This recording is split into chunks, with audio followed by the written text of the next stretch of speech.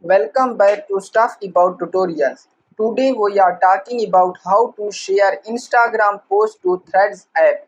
Why would you want to know how to share Instagram post to Threads?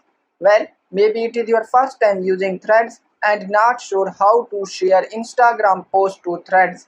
So today I am going to show you how to share Instagram post to Threads.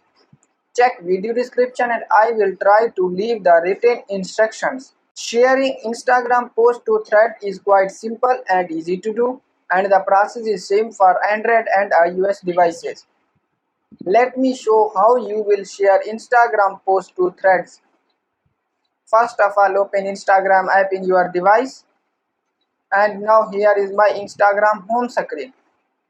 And then first click on profile icon in the right bottom corner, and then first open any post, and now click on send icon, and then click on share icon in the bottom of this page, and now select Threads app and then click on post, and now your Instagram post has been shared to Threads app.